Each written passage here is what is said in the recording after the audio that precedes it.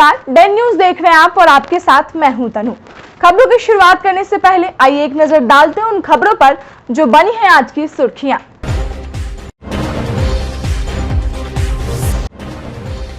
Muzaffarpur eye hospital कांड में आरोपी बनाए गए तीनों डॉक्टरों के पक्ष में उतरा आईएम। आपातकालीन बैठक कर डॉक्टरों के नाम हटाए जाने की मांग की।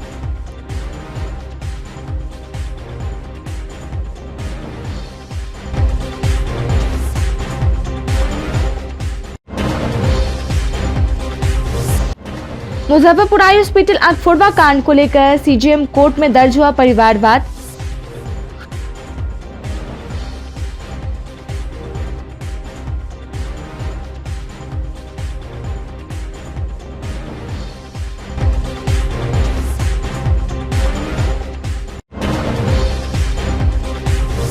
और बंद होगी शराब की होम डिलीवरी और नदियों में भी अब पेट्रोलिंग करेगी पुलिस। मद्य निषेध विभाग के मुख्य सचिव के पाठक ने तिरहुत प्रमंडल के अधिकारियों के साथ बैठक में दिए कई निर्देश।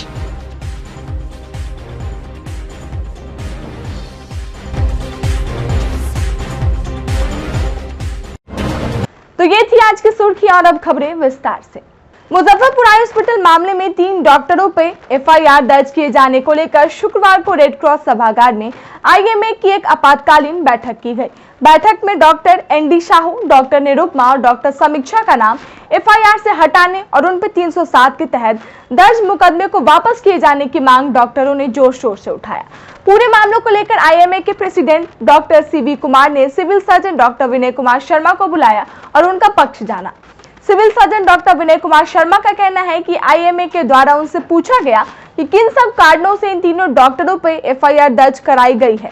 उनकी सारी बातों की जानकारी आईएमए के सदस्यों को बता दिया है। वहीं आईएमए के प्रेसिडेंट डॉक्टर सीवी कुमार का कहना है कि 65 लोगों के मोतियाबिंद ऑपरेशन के बाद एक आंख खराब हो जाने में किसी प्रकार की चिकित्सीय भूल नहीं हुई है।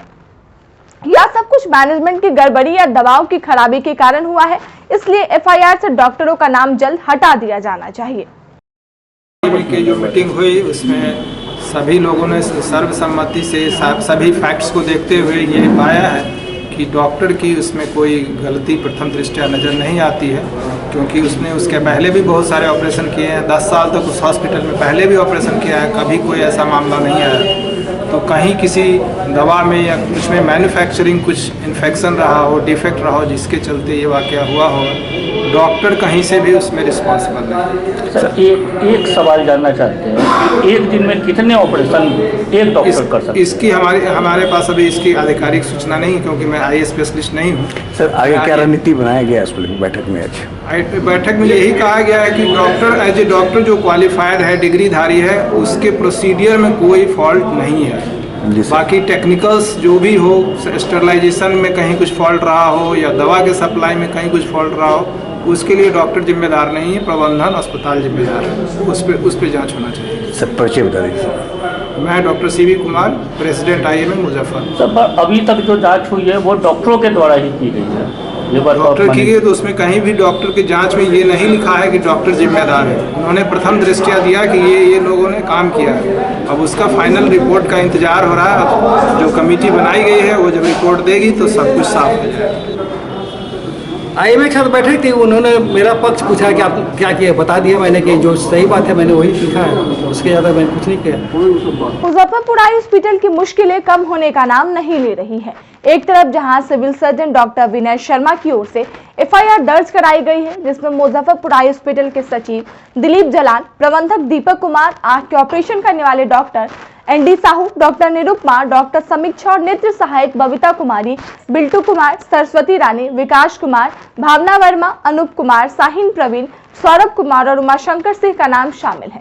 इन पर इलाज और जांच में लापरवाही बरतने का आरोप है। वहीं दूसरी ओर बालूघाट निवासी मुकेश कुमार श्रीवास्तव ने शुक्रवार को सीजीएम कोर्ट में आई हॉस्पिटल के अध्यक्ष राजकुमार केडिया, उपाध्यक्ष जयप्रकाश अग्रवाल, सचिव दिलीप कुमार तुलसियान, संयुक्त सचिव श्याम सुंदर भीमसरिया, प्रधान समिति के संयुक्त सचिव Alok Kumar सन्नेरिया, OT assistant Vijay Kumar, doctor ND Sahu सहित 12 ज्ञात लोगों पर आईपीसी की धारा 323, 341, 504, 406, 420, 325, 307 34 के तहत सभी को आरोपित बनाया गया है। पूरे मामले को लेकर मुकेश श्रीवास्तव का कहना है कि गरीब लोगों का मुजफ्फरपुर हॉस्पिटल के द्वारा मोतियाबिंद ऑपरेशन का कैंप लगाकर सरकारी और गैर सरकारी संस्थाओं से लाखों करोड़ों का अनुदान प्राप्त कर केवल दिखावे और खाना पूर्ति के लिए अनुभवहीन चिकित्सकों और कर्मियों के द्वारा लापरवाहीपूर्ण तरीके से सैकड़ों मरीजों की आंखों का ऑपरेशन किया गया, जिससे दर्जनों मरीजों की आंखों की रोशनी चली गई, जिसको लेकर उन्होंने परिवाद दायर किया है। वहीं परिवादी के अधिवक्ता कमलेश कुमार का कहना है कि इस मामले में अगर न्यायालय में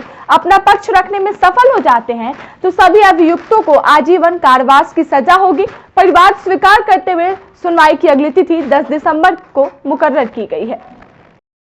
सर, परिवाद दायर किए हैं कि बिहार की धरती मुजफ्फरपुर शहर में एक संस्था चलती है आई हॉस्पिटल दुल्हन छपरा, जिसमें अखबारवा कांड हुआ है। विगत 21 तारीख को वहाँ पे जितने एडमिट हुए थे पेशेंट, उनका ऑपरेट किया गया। ऑलमोस्ट 22 तारीख को ऑपरेशन हुआ उनका, और ऑपरेशन के बाद जितने लोगों का ऑपरेशन हुआ उसमें से मैक्सिमम लोगों का, मतलब दर्जनों में लोग अंधे हो गए। तो इसी के अकॉर्डिंग उनके जो अध्यक्ष हैं राजकुमार केडिया और अन्य लोग उनके सहयोगी जो हैं, उनके ऊपर हमने एक परिवाद दायर किया है। और मुझे अपने न्यायपालिका पे विश्वास है कि जिनके साथ अन्याय हुआ है, जिनकी आंखों की रोशनी चली गई है, उनके साथ न्याय करेगी हमारी न्यायपालिका। ये राष्ट्रीय जनजन पार्टी के जिलाध्यक्ष श्री मुकेश कुमार श्रीवास्तव साहब के द्वारा और मुजफ्फरपुर आई हॉस्पिटल के अध्यक्ष श्री राजकुमार केडिया साहब एवं प्रबंधन समिति से जुड़े अन्य लोगों, चिकित्सकों और कर्मियों के विरुद्ध ये परिवाद पर दायर किया गया है। दरअसल इन लोगों के द्वारा लापरवाहीपूर्ण तरीके से उस संसाधन, सीमित संसाधन में और एक दिन में सैकड़ों लोगों का आंख का ऑपरेशन कर दिया गया। जहां की एक चिकित्सक बहुत प्रयास करे तो 20 से अधिक ऑपरेशन नहीं कर सकते हैं, वहां 65 लोगों का, मरीजों का ऑपरेशन किया गया लापरवाहीपूर्ण तरीके से, जिसकी वजह से उनकी आंख की रोशनी चली गई है, गंभीर जख्म हो गया, आंख तक निकालनी पड़ी है, जिसको लेकर के ये परिवाद दायर किया गया है। आरोप में किन धाराओं का? ये 323, 341, 504, 406, 420, 307/34 भादवी के तहत ये परिवाद दायर किया गया है। यदि परिवादी संदेह से परे अपने मामले को साबित करने में सफल होंगे तो अधिकतम लाइफ इम्प्रिजमेंट, आजीवन कारावास तक की सजा हो सकती है आरोपियों को। सुनवाई की अगली तिथि दिनांक 10/12/2021 को न्यायालय के द्वारा निर्धारित की गई है और परिवाद को ग्रहण करने के बिंदु पर सुनवाई के लिए। मुजफ्फरपुर अखबारवा कांड में सभी आरोपितों की गिरफ्तारी होनी चाहिए। पुलिस की हवाई बातों से काम नहीं चलेगा, अन्यथा राज्य में इसके खिलाफ आंदोलन किया जाएगा। ऐसे संगीन मामले में जितनी जल्दी संभव हो सके सभी गुनाहगार को जेल की सलाखों के पीछे होना चाहिए। यह बातें शुक्रवार को जाप सुप्रीमो पप्पू यादव ने एसकेएमसीएच में भर्ती मरीजों से मुलाकात के बाद कहा। उन्होंने भर्ती सभी मरीजों से हालचाल पूछा। एक गरीब मरीज को तत्काल 5000 रुपए भी सहयोग रूप में दिए। आपको बता दें कि अभी 21 लोग एसकेएमसीएच के स्पेशल आई वार्ड में भर्ती है। इसमें 11 लोग की आंखें निकाल दी गई है, शेष 10 का इलाज चल रहा है, उनकी भी आंखें निकालनी पड़ सकती है। 2-3 डॉक्टर्स हैं इसमें जो इन्वॉल्व हैं, जो उसको सस्पेंड कर दिया जाना चाहिए। और मैंने उस दिन भी कहा था कि अब इनकी जीविका ख़त्म हो गई, ये बोझ बन गए समाज पर, नहीं परिवार पे। तो मैं समझता हूँ कि इनको इनकी जीविका के लिए सरकार को मिनिमम 2-2 लाख, ऊपर 4-4 लाख रुपया मुआवजा देना चाहिए।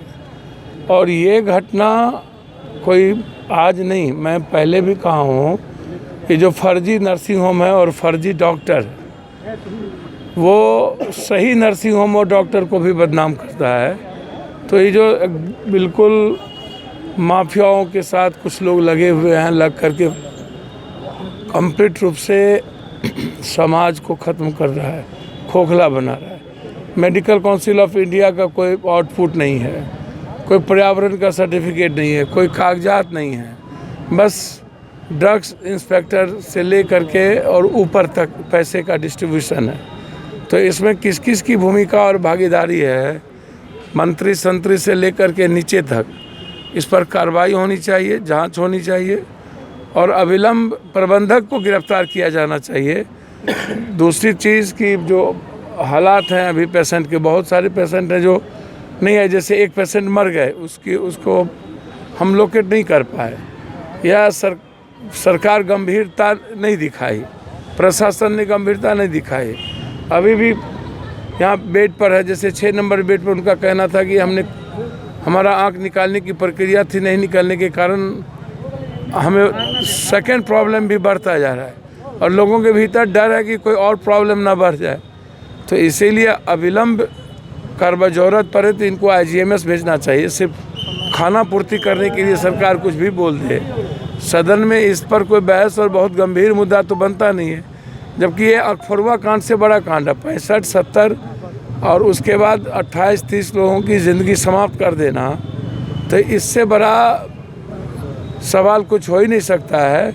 और इसी तरीके का लगभग फर्जी नर्सिंग होम में फर्जी डॉक्टर के द्वारा संचालित हो रहा है, तो इसको अविलंब सील लगाना चाहिए और अविलंब कार्रवाई करनी चाहिए। आई हॉस्पिटल का मामला है, काफ़ी मतलब कि स्वास्थ्य विभाग को लेकर के सरकार का 2017 में भी आपको आश्चर्य होगा कि ड्रग इंस्पेक्टर ने रिपोर्ट दिया था और उसमें ये दिया गया था कि किस तरीके से कि यहाँ पर गलत तरीके से आँख और दो की, जबकि 4,000 रुपया इनको मिलता है और 200-300 रुपया का ये मात्र उसमें सामान लगाते हैं। अब सरकार और का नियम है, जब हम अच्छी क्वालिटी का कोई भी चीज़ आँख का ऑपरेशन करेंगे तो 10,000 से 12,000 रुपया मिनिमम लगेगा। तो 10,000 से 12,000 भी ना छोड़ दीजिए, जो 4,000 रुपया मिलता है वो सिर्फ पैसे बचाने के लिए 200, 300, 350, 400 रुपया मात्र में ऑपरेट करना, तो आप सोचिए ना इससे बड़ा अपराध क्या हो सकता है। एक तो 10,000 से 12,000 आप कुछ सरकार का जो नियम है, जो रियल में मेडिकल कहता है उसको आपने नज़रअंदाज कर दिया, और दूसरी तरफ जो 4,000 आपको मिलता है उसमें भी आप 300 तक 350 तक लगाते हैं, उसके बाद आप बचाते हैं। और 2017 में जो रिपोर्ट दिया था आई हॉस्पिटल के खिलाफ, उसको भी आपने दरकिनार कर दिया।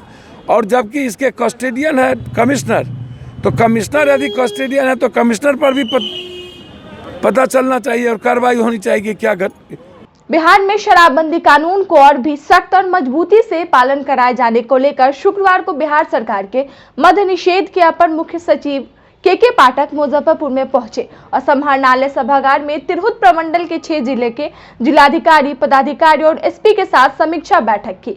मुजफ्फरपुर, वैशाली, शिवहर, सीतामढ़ी, पूर्वी चंपारण और पश्चिमी चंपारण जिला के DM, SP, SDM, DSP के साथ शराब मामले में की जा रही कार्रवाई के बारे में जानकारी ली।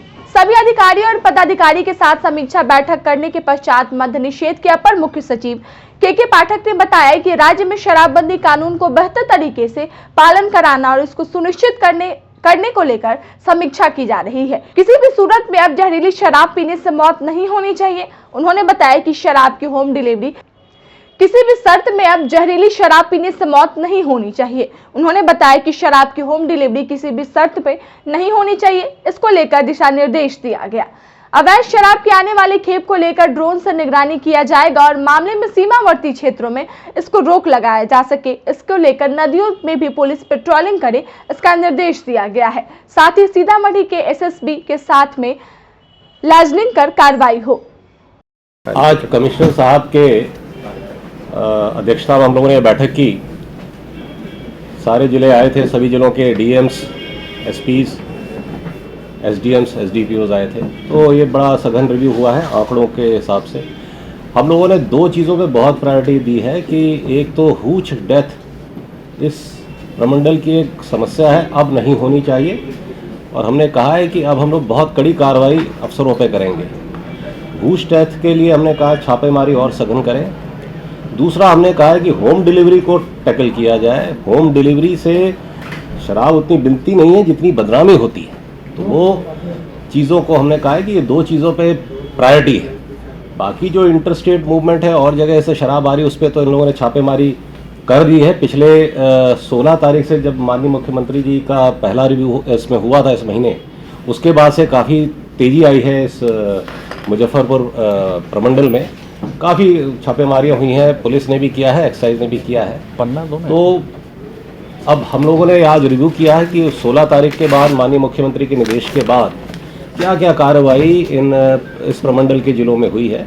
तो काफ़ी तेज़ प्रगति हुई है। बॉर्डर पे हम लोगों ने कहा है कि अब और सघन किया जाए, खासतौर से बेतिया और मोतिहारी में। सीतामढ़ी से भी हमने कहा है कि एसएसबी के साथ लाइजनिंग और अच्छी करें और नेपाल बॉर्डर से होने वाली तस्करी को रोकथाम के लिए कदम उठाएं। तो इन सब बातों पे काफ़ी चर्चा हुई है। फिर रिवर पेट्रोलिंग पे भी हमने बहुत जोर डाला है कि रिवर पेट्रोलिंग 24 घंटे करनी है। इसके लिए जो आवश्यक संसाधन जिलाधिकारियों को चाहिए हम लोग प्रबंध कराएंगे। साथ ही हमने ये भी कहा है कि अब हम ड्रोन से भी मॉनिटरिंग शुरू करने जा रहे हैं। 1-1.5 महीने के अंदर ये व्यवस्था भी आ जाएगी। तो कड़ाई से करना है, ये निर्देश मैंने सभी जिलाधिकारियों को और आरक्षी पुलिस अधीक्षकों को दिया है। प्रायोरिटी वही है कि होम डिलीवरी और हूच। इसके बाद मैंने ये देखा है कि गाड़ियों का जो सर्च एंड सीजर और नीलामी है वो भी थोड़ी सी ढीली हो गई है। तो अभी हमने सब जिलाधिकारियों को कहा है कि आपके यहाँ जो गाड़ियाँ हैं महीनों से थानों में पड़ी हैं उसको तुरंत ऑक्शन करें। तो इस 1 महीने के अंदर उन्होंने आश्वस्त किया है कि कर देंगे।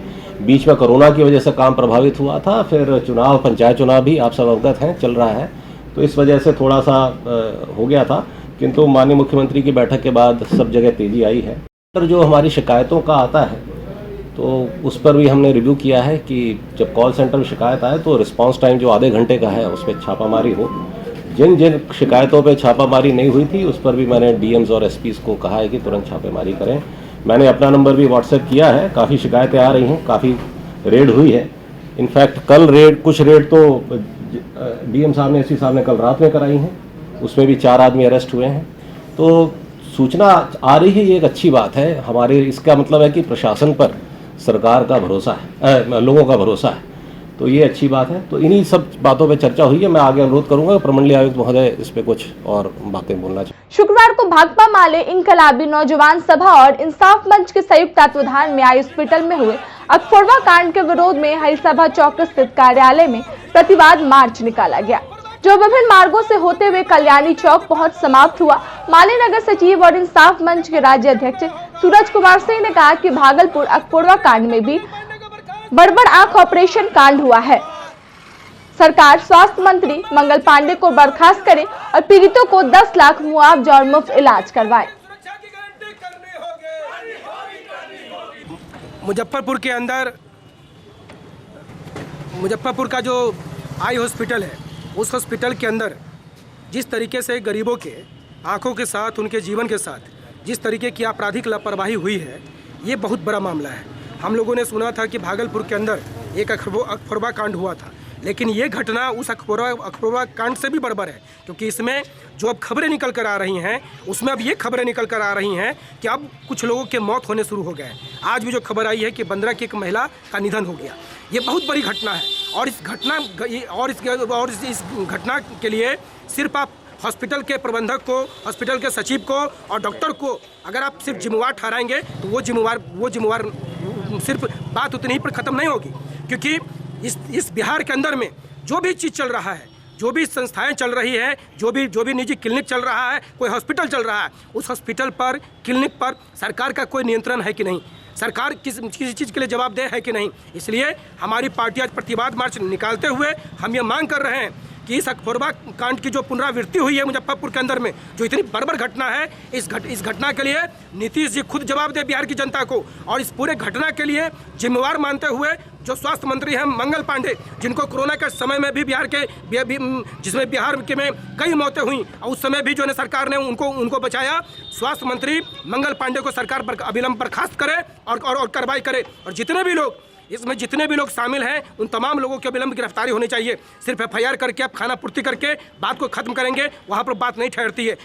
शुक्रवार को गोला रोड स्थित विना कला आश्रम में मठ मंदिर समन्वय समिति की ओर से बिहार सरकार के नियंत्रण से मुक्त कराने को लेकर विभिन्न मठ मंदिर के संत महंत पुजारियों के द्वारा एक बैठक का आयोजन किया गया, जिसमें सर्वसम्मति से सरकार की मठ मंदिरों के कानून को नियंत्रण से मुक्त कराने को लेकर चर्चा की गई। चर्चा के बाद समिति के संरक्षक महामंडलेश्वर महंत राम नरेश दास ने बताया कि गुरु शिष्य परंपरा पर चलने वाले मठ मंदिरों में सरकारी हस्तक्षेप बर्दाश्त नहीं किया जाएगा। इसे लेकर सड़क से सदन तक विरोध प्रदर्शन किया जाएगा। मठ मंदिर समन्वय समिति का वो बिहार सरकार द्वारा अभी जो घोषणा किया गया है उनको मंत्रियों के द्वारा कि मठ मंदिर के संपत्ति को अधिक किया जाएगा, राष्ट्रीय संपत्ति घोषित किया जाएगा, मठ को अपने अधीनस्थ किया जाएगा। तो मठ किसी सरकार की संपत्ति नहीं है। मठ की अपनी गरिमा है, अपनी परंपरा है, जो सदियों से गुरु और शिष्य की परंपरा से चला आ रहा है। हम जिस अखाड़ा के हैं, जिस संप्रदाय के हैं, उस संप्रदाय के परंपरा से मठ का निर्माण है। उस परंपरा के अनुसार से ही चद्दर पगड़ी देकर महंत बनाते हैं, मंडलेश्वर बनाते हैं, जगत गुरु बनाते हैं। न कि कोई मंत्री और मिनिस्टर हमें कोई जगत गुरु बनाता है। यह किसी के अधिकार क्षेत्र में नहीं, हमारी परंपरा है। और हमारी परंपरा पर अगर सरकार कुठारघात करेगी तो हम उसका घोर विरोध करेंगे। सड़क से संसद तक जाना पड़ेगा, हम जाएंगे। ये रावण ऐसे अत्याचार करना चाह रहे हैं, कंस जैसा अत्याचारी बनना चाह रहे हैं, हिरण्यकशिपु जैसा अत्याचारी बनना चाह रहे हैं, जिन्होंने धर्म का शोषण किया। परिणाम हुआ कि समूल नष्ट हुआ, रहा न कुल कोई रोमन हारा। यह है महात्माओं का अभिशाप, यह है महात्माओं का श्राप। लेकिन हम श्राप नहीं देते हैं। भी हम कहते हैं कि भी सुधर जाओ, सुधरने का वक्त है। इस धर्म और संस्कृति पर कुठारघात मत करो। जिस तरह से मोहम्मद गोरी ने जागिया कर लगाया, 711 ईस्वी में मोहम्मद तुगलक ने एलएस कॉलेज में इंडियन साइंस कांग्रेस एसोसिएशन और स्नातकोत्तर रसायन शास्त्र विभाग के संयुक्त तत्वाधान में 3 और 4 दिसंबर को 2 दिवसीय सेमिनार का आयोजन science and technology for sustainable development with women empowerment विषय पर आयोजित किया गया, जिसका उद्घाटन इंडियन साइंस कांग्रेस एसोसिएशन के जनरल प्रेसिडेंट डॉक्टर विनय लक्ष्मी सक्सेना, पूर्व general president doctor Ashok Kumar Saxena, कुलपति professor Hanuman Prasad Pandey, LS college के प्राचार्य डॉक्टर ओपी राय सहित उपस्थित लोगों ने दीप प्रज्वलित कर किया। सेमिनार में महिला सशक्तिकरण की दिशा में विज्ञान और तकनीकी का क्या उपयोग हो सकता है विषय पर देश भर में आए हुए विद्वानों ने चर्चा किया।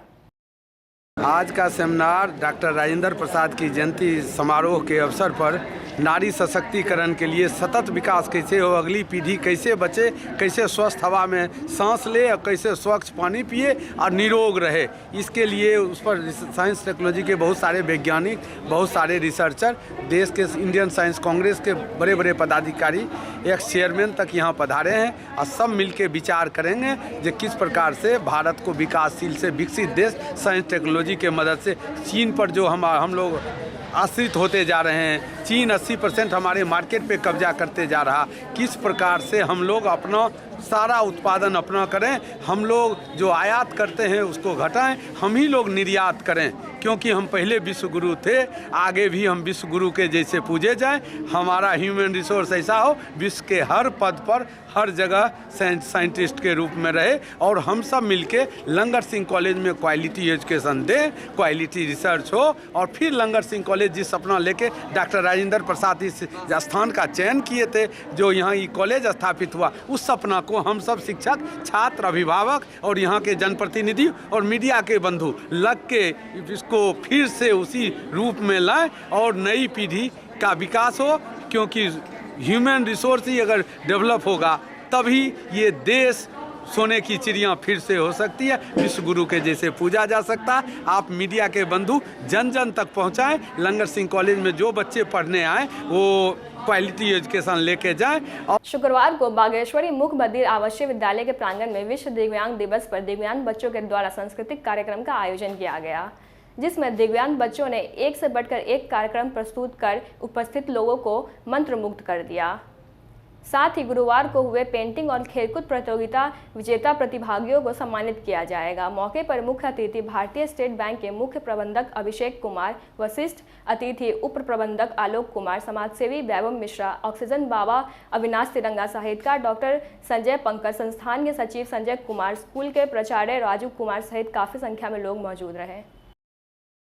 आज पूरे विश्व में दिव्यांग दिवस मनाया जाता है। आज हमारी संस्थान में बागेश्वरी दिव्यांग सजन सेवा संस्था ने दिव्यांग बच्चों के साथ विश्व दिव्यांग दिवस मना रही है और इसमें हमारे विद्यालय के दिव्यांग बच्चे अपने हुनर की परिचय भी करा रहे हैं, अपने डांसिंग के माध्यम से, नाटक के माध्यम से अपना जो भी उनका जो अपने अंदर हुनर है वो दिखाने का पूरा कोशिश किए हैं। और इस दिवस पे हमारे महान समाज सेवी वैभव मिश्रा जी ने 3 कट्ठा जमीन डोनेट किए हैं इन दिव्यांग बच्चों के स्कूल के लिए और लगभग तकरीबन उस जमीन की कीमत 68 लाख रुपये है। मैं वैभव जी को मैं बहुत बहुत धन्यवाद देता हूँ, दिल से धन्यवाद देता हूँ। भारत के प्रथम राष्ट्रपति देश रत्न डॉक्टर राजेंद्र प्रसाद की 137वां जयंती पर शुक्रवार को बिहार विचार मंच के द्वारा समाहरणालय स्थित भारत माता नमन स्थल पार्क में उनके प्रतिमा पर उपस्थित लोगों ने माल्यार्पण कर श्रद्धा सुमन अर्पित किया। महान देशभक्त राष्ट्रीय स्वतंत्रता संग्राम में देश की आज़ादी के लिए ब्रिटिश हुकूमत पर प्रथम बम का विस्फोट करने वाले जाबाज क्रांतिवीर अमर शहीद खुदीराम बोस की आज जयंती है। आज ही के दिन भारत के प्रथम राष्ट्रपति देश रत्न डॉक्टर राजेंद्र प्रसाद की भी जयंती है। नागरिक मोर्चा, बिहार विचार मंच, श्री नवयुवक समिति ट्रस्ट, हम लोग करीब 40 वर्षों से शहीद खुदीराम बोस को और शहीद प्रफुल्ल चंद्र चाकी को नमन करते हैं। जब से भारत माता नमन स्थल बना और भारत के प्रथम राष्ट्रपति का प्रतिमा विधिवत रूप से यहाँ स्थापित हुई, तो यहाँ भी हम लोग उनके जयंती 3 दिसंबर और पुण्यतिथि 28 फरवरी को प्रत्येक साल हम लोग यहाँ माल्यार्पण करते हैं। हम लोग के ही आवेदन पर जिला प्रशासन की ओर से जिला अधिकारी भी आज के दिन दोनों महामानव के चित्र पर माल्यार्पण अर्पित करते थे, लेकिन आज अति व्यस्त कार्यक्रम में यहाँ के प्रशासन ने राजेंद्र बाबू और खुदीराम बोस को भी भुला दिया। जहाँ डीएम बैठते हैं उनके ठीक सामने भारत के प्रथम राष्ट्रपति की विशाल प्रतिमा लगी हुई है, लेकिन बड़ा दुर्भाग्य है, बड़ी शर्म और लज्जा की बात है कि आज उनके जयंती पर प्रशासन ने इनकी उपेक्षा की है। यह बड़ा ही दुखद है। आज की खबरों में बस इतना ही। कल फिर मिलेंगे कुछ नई खबरों के साथ। तब तक के लिए डेन न्यूज टीम को दीजिए इजाजत। नमस्कार।